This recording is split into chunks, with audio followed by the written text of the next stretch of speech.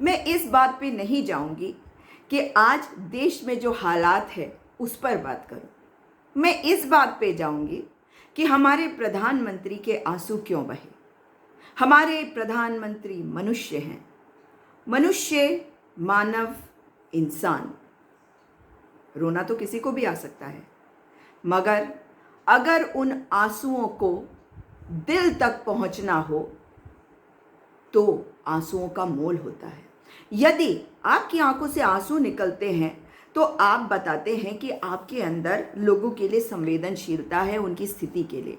जब प्रधानमंत्री के आंख से आंसू तब निकलते हैं जब पीक खत्म हो गया, अपने संसदीय क्षेत्र के कोरोना वॉरियर से वे बातें कर रहे हैं, तो ऐसा लगता है जैसे कि जिन लोगों ने कहा था कि बहुत समय से कि वे इंतज़ार कर रहे हैं कि अब चुनाव खत्म हो गए बंगाल के, अब इनके आंसू निकल जाएंगे। बहुत लोगों ने घड़ियाली आंसू कहा, मगरमच्छी आंसू कहा। नहीं कहूँगी, इनको नहीं कहूँगी घड़ियाली आंसू या मगरमच्छी आंसू।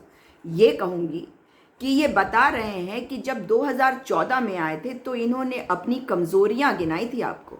इन्होंने आपको कहा था मैं बेचारा हूँ, मैं गरीब घर का बेटा हूँ, मेरी माँ बर्तन मांजती थी, मैं चाय बेचता था, वगैरह वगैरह। और ये लोग नहीं चाहते कि एक गरीब का बेटा देश का प्रधानमंत्री बने। मैं आपसे कहता हूँ, भीख मांगता हूँ कि आप मुझे प्रधान सेवक बनाएं, आपको व्यवस्थाएं दूंगा।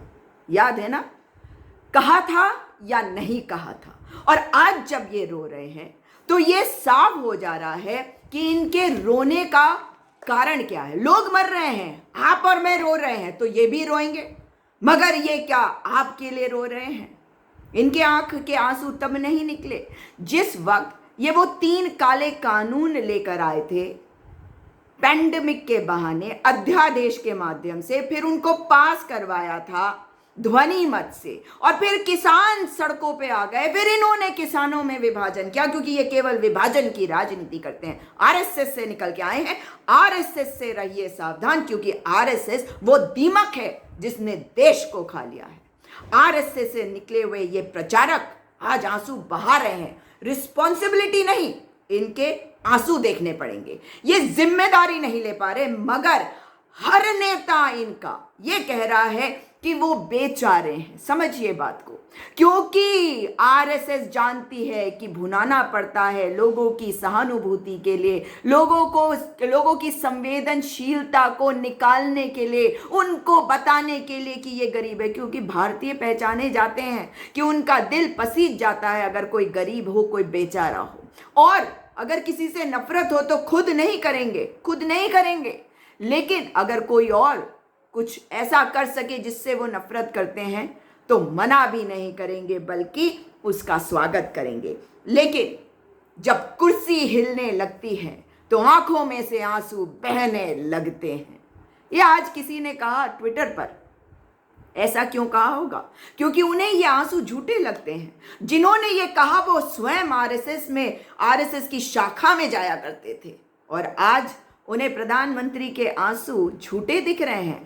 कह क्या रहे हैं कि जब कुर्सी हिलने लगती है तो आंसू गिरने लगते हैं। इसका मतलब उन्हें वो दर्द नहीं दिख रहा प्रधानमंत्री की आंखों में। मगर ये प्रधानमंत्री के बारे में नहीं है, प्रधानमंत्री ही तो हैं। देश का कोई भी व्यक्ति प्रधानमंत्री बन सकता है, मगर देश का प्रधानमंत्री सशक्त होना चाहिए। जब वो शक्तिशाली होगा, शक्तिशाली तानाशाही नहीं करेगा, शक्तिशाली तानाशाह नहीं बनेगा, शक्तिशाली वो होगा जो देश में व्यवस्था देगा, देश में लोगों को वैज्ञानिक रूप से सोचने के लिए प्रेरित करेगा। ये नहीं बताएगा कि आप 21 दिन में क्योंकि 18 दिन में महाभारत का जंग जीत लिया था तो 21 दिन में हम जीत लेंगे कोरोना की लड़ाई को। ये नहीं कहेगा कि मोमबत्ती दिए जलाओ, ये नहीं कहेगा कि घंटी और ताली थाली शंख वगैरह बजाओ,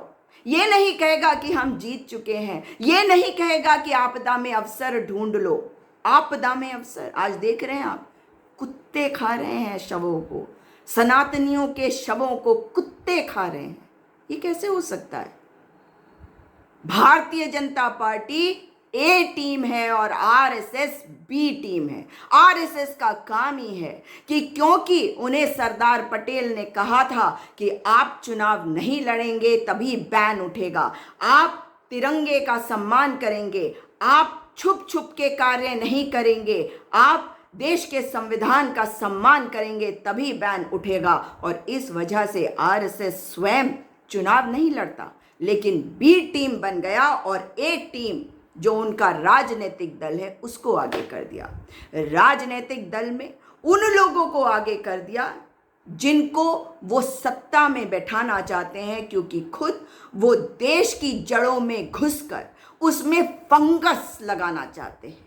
आज हम ये ब्लैक फंगस, वाइट फंगस सुन रहे हैं, मगर भारतीय जनता पार्टी को आगे लाने में जो रोल आरएसएस ने अदा किया है, वो कहते हैं हम काम कर रहे हैं। अगर काम कर रहे हैं साथियों तो बताओ, जो कहते हैं कि हम तो तलवार उठा लेंगे, हम अपनी फौज तैयार कर लेंगे, सेना की जगह जाकर हम सरहद पर जंग लड़ लेंगे पाकिस्तान से, उनकी आवाज़ें कहाँ गुम हो जाती है जब चीन हमारे घर के अंदर घुस जाता है।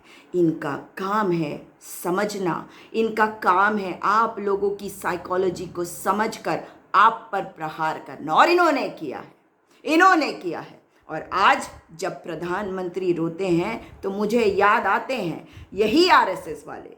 कहाँ गए ये? डर के घरों के अंदर, अपने बिलों के अंदर क्यों छुप कर बैठे हो, मुंह छुपाए बैठे हो, कह रहे हो हम बहुत काम कर रहे हैं। अरे कौन सा काम, कहाँ का काम दिख नहीं रहा? आपका सबसे पहला काम होना चाहिए, आप हिंदुत्ववादी हैं, सनातन धर्म के रक्षक बताते हैं, राम के नाम पर आप सत्ता में आए थे, मगर राम नाम सत्य हो गया और राम भरोसे छोड़ दिया आपने पूरे देश को। अगर संघीय ढांचा नहीं होता जिस पर प्रहार आपने किया है सदैव, जब से बना है ये आरएसएस तब से ये अंग्रेजों के पिट्ठू रहे। जब भारत बना तो संघीय ढांचे के विरुद्ध बोलते रहे। गोलवालकर जी की तो बातें आम है कि वो संघीय ढांचे में विश्वास नहीं करते थे, वे तो चाहते ही नहीं थे कि महाराष्ट्र बने। ये बताता है कि आज जिन बिलों में ये छुप कर बैठे हैं, अगर नहीं डरते, अगर सचमुच में काम करते तो सनातनियों के शवों को जहां दबाया गया है वहां से निकाल कर उनका अंतिम संस्कार रीति रिवाजों के साथ करते। कुत्तों को नहीं खाने देते, टायर फेंक फेंक कर शवों के ऊपर उन्हें नहीं जलवा देते। आप कायर हैं, आरएसएस का एक एक कार्यकर्ता सुन ले इस बात को, आप कायर हैं और आपके संस्कार क्या हैं वो हम देख रहे हैं। सनातनियों के शवों को कुत्ते खा रहे हैं, आप देख रहे हैं, आपका दिल नहीं पसीज रहा। और आज प्रधानमंत्री जब टीवी पर आते हैं, अपने संसदीय क्षेत्र के लोगों से बात करते हैं तो आंसू बहाते हैं। कौन से आंसू हैं ये आंसू अगर सच्चे होते तो ये आंखों में से केवल निकल नहीं जाते, इन आंखों में दर्द दिखता, इस दिल के अंदर दर्द दिखता जो इस 56 इंच के सीने के अंदर है नहीं, क्योंकि 56 इंच नहीं 5.6 इंच का सीना है ये। प्रधानमंत्री जिस प्रकार से आज आए और आंखों में से आंसू बहाकर चले गए, दिख रहा है आपको भूलने का शौक है। आपको अगर यही करना है, आपसे स्थितियां नहीं संभल रही, अगर आपको रोना आ रहा है तो आपके रोने से लोगों की जानें नहीं बचेंगी। प्रधानमंत्री जी, लोगों की जानें बचानी है। आप जिस पार्टी से आते हैं, हम उन्हें नहीं कह रहे हैं कि हट जाओ, प्रचंड बहुमत मिला है आपको, उसका हम सम्मान करते हैं। आप भारत से कांग्रेस मुक्त करा रहे थे ना, भारत से कांग्रेस को खत्म कर रहे थे। कांग्रेस के डीएनए में है भारत, कांग्रेस के रग रग में है भारत, और भारत के रग रग में है कांग्रेस, और भारत के डीएनए में है कांग्रेस। ये आज आपको दिख गया होगा। कांग्रेस और भारत को आप अलग नहीं कर सकते। आज आपकी आंखों में से आंसू निकले प्रधानमंत्री जी, ये बता दीजिए कि किसान कानून आप पीछे क्यों नहीं ले लेते? किसान बैठे हैं, उनके जीवन की चिंता है। अगर सचमुच में दर्द होता तो कानून जिनको माननीय उच्चतम न्यायालय ने जिन पर रोक लगाई है, तो प्रधानमंत्री जी अगर सचमुच में आपके आंसू सच्चे होंगे ना, तो आप बताएंगे कि सेंट्रल विस्टा प्रोजेक्ट को क्यों नहीं रोक दे रहे जब तक महामारी खत्म नहीं हो जाती।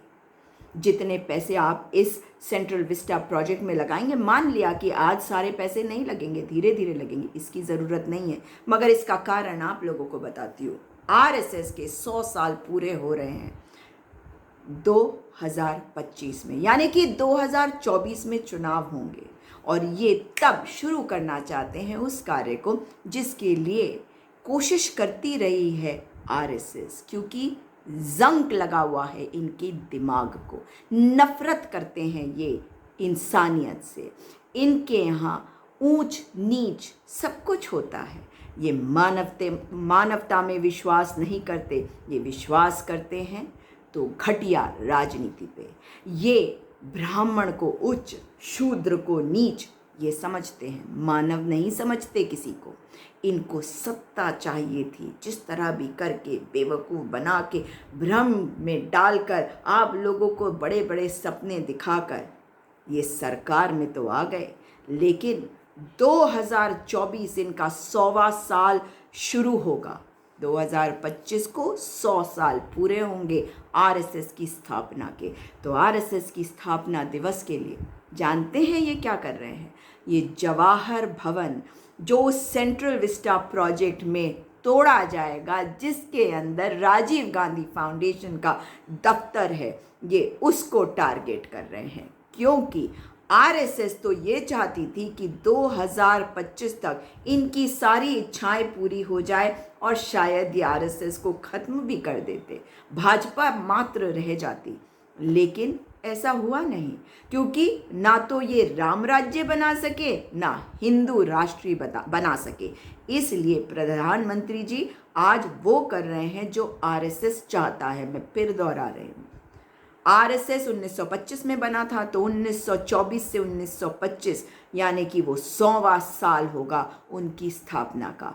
तो उनकी स्थापना के साल में ये जवाहर भवन को, यानी कि नेहरू जी के नाम पर जो जवाहर भवन है, वही नेहरू जी जिनसे ये नफरत करते हैं, क्योंकि इनको नफरत के अलावा कुछ नहीं आता, उस जवाहर भवन को तोड़ना चाहते हैं। सेंट्रल विस्टा में ये दरअसल केवल जवाहर भवन को टारगेट कर रहे हैं। क्यों प्रधानमंत्री जी? सही कहा ना मैंने, ये तो पार्लियामेंट हाउस बनाना, ये सब बातें तो ऐसे ही हैं, सच्चाई तो यही है। जानते हैं कि मैं इस बात को समझ रही हूँ, कितना भी कह लीजिए। आप सेंट्रल विस्टा प्रोजेक्ट के तहत पूरा का पूरा एरिया नष्ट कर दे रहे हैं, क्योंकि आपको हटाना है वहाँ से जवाहर भवन, क्योंकि जवाहर भवन के अंदर चलता है राजीव गांधी फाउंडेशन। नफरत है ना आपको इन लोगों से? अगर नहीं होता तो मान लीजिए इस बात को, ये पीछे भी हट जाते, मगर पीछे इसलिए नहीं हटेंगे क्योंकि इन्हें जवाहर भवन को टारगेट करना है। केवल इतनी सी है बात, समझ गए साथियों आप? इसके अलावा अगर आज आप रो कर दिखा रहे हैं, तो जो हमारे किसान भाई बैठे हैं उनको वापस भेजने के लिए क्या कर रहे हैं? कुंभ के लिए आपने निमंत्रण दिया था ना, आपने जनवरी एंड में ये कहा था ना कि हम कोविड की लड़ाई जीत चुके हैं, पूरी दुनिया हमसे दवाई खरीदेगी। आज हम दूसरों से दवाई लेने की स्थिति में आ गए हैं। जानते हैं आप लोग, जिस पार्टी को आपने चुना, जिस आरएसएस को आपने समझा कि ये बहुत कार्य करती है, वही आरएसएस चले थे कांग्रेस मुक्त भारत बनाने के लिए। यहाँ तो मानव मुक्त भारत हो रहा है, भारतीय मुक्त भारत हो रहा है। और याद रखिए, भारत के डीएनए में कांग्रेस और कांग्रेस के डीएनए में भारत है। इन दोनों को आप अलग नहीं कर सकते। आप आरएसएस से आते हैं और आरएसएस कभी नहीं चाहता था कि भारत बने।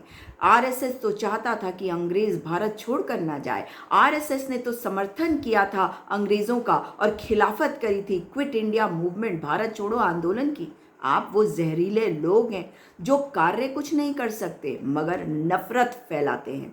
अगर प्रधानमंत्री जी को ज़रा भी चिंता होती तो जो किसान आज बैठे हैं उनको आंदोलन जीवी और परजीवी यानी कि पैरासाइट न कहते। वायरस होता है पैरासाइट, आप हैं वायरस। आप हैं वायरस जो इस देश का खून चूस रहे हैं। आप जिस प्रकार से इस देश में राज कर रहे हैं, आप हैं वायरस। अगर आपको लोगों की चिंता होती तो उनको परजीवी कहने की हिम्मत ना करते। परजीवी इसलिए कह दिया आपने कि आप प्रधानमंत्री हैं और आप संसद में खड़े होकर कुछ भी कह सकते हैं।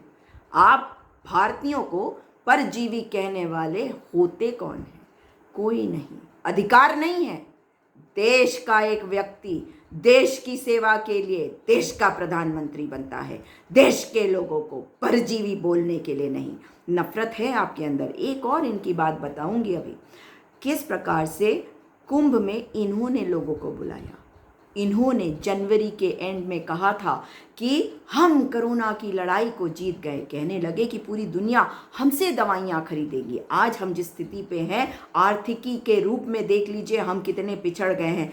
हमसे तो आगे पर कैपिटा इनकम बांग्लादेश का हो गया है, जिस बांग्लादेश को लौ महिला ने बनाया था। आप फेल हैं मोदी जी, फेल, आपके बस का नहीं है। और उधर वो आदित्यनाथ डेटा को फज करके क्या क्या बता रहे हैं। क्या लोग नहीं देख सकते? अंधे हैं, बेवकूफ़ समझ रखा है, मूर्ख समझ रखा है लोगों को। उनको दिखाई नहीं देता कि लाशें बह रही हैं गंगा में, उन्हें दिखाई नहीं देता कि ऑक्सीजन नहीं मिल रहा। वो कह रहे हैं ऑक्सीजन नहीं है, ये किसी अस्पताल ने कह दिया तो उसके खिलाफ कार्रवाई करेंगे। कोई कुछ बोल दे तो उसे जेल में डाल देते हैं।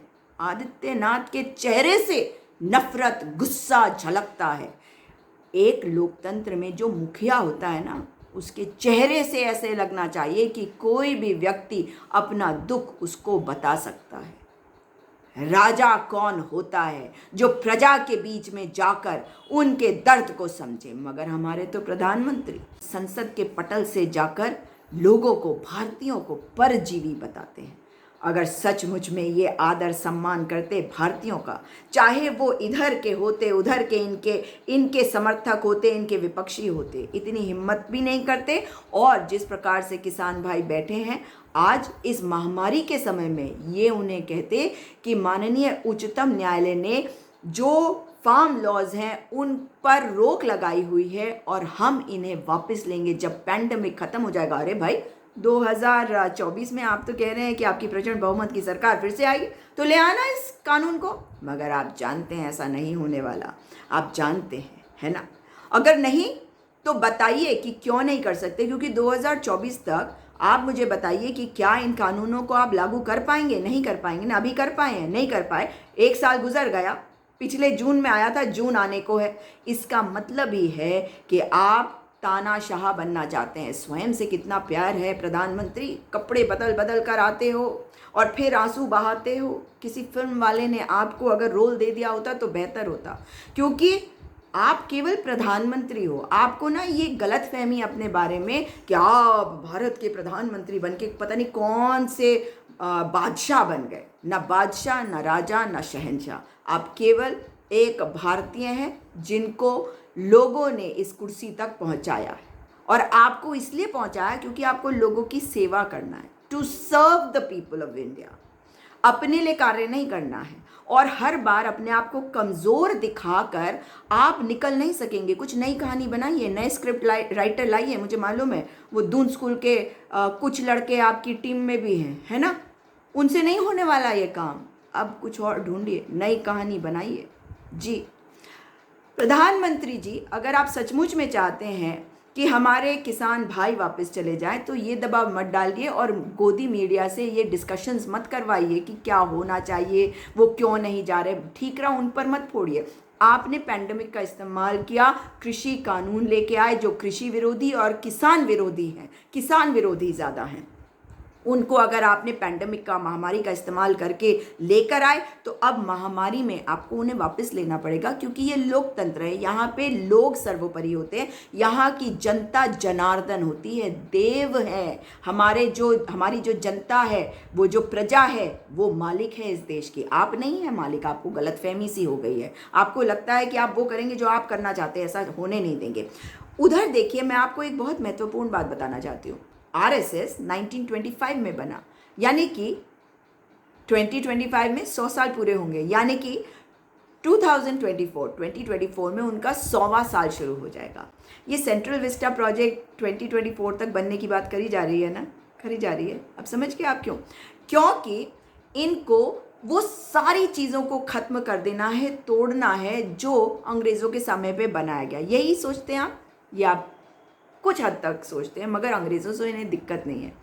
इनको जो दिक्कत है वो किसी और चीज़ से है, जवाहर भवन। इन्हें नेहरू जी से दिक्कत है या नहीं?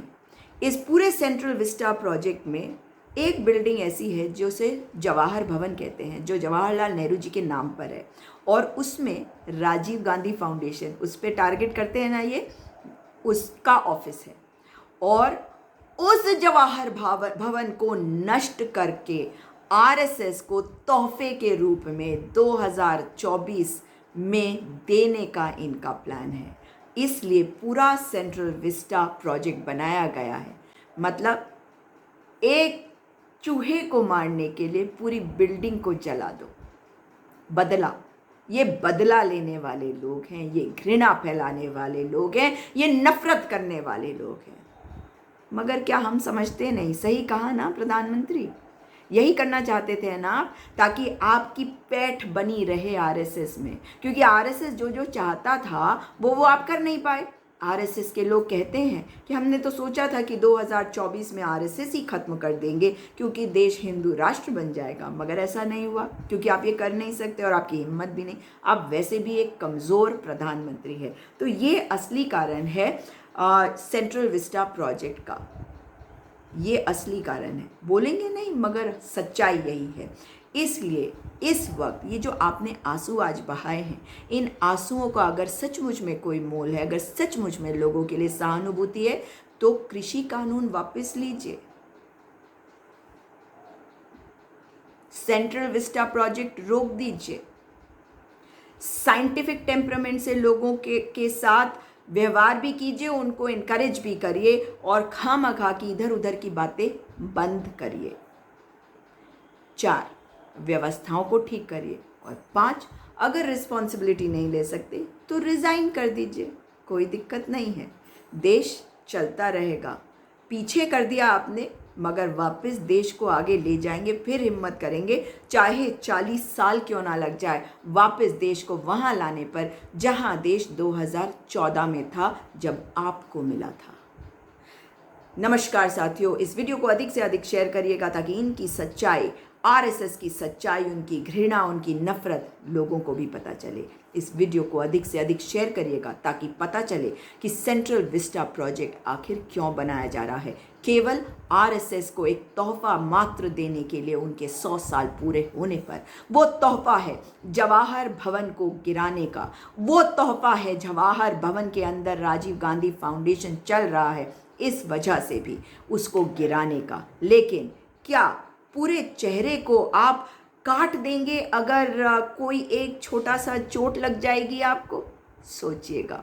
दोबारा मुलाकात होगी। नमस्कार, जय हिंद।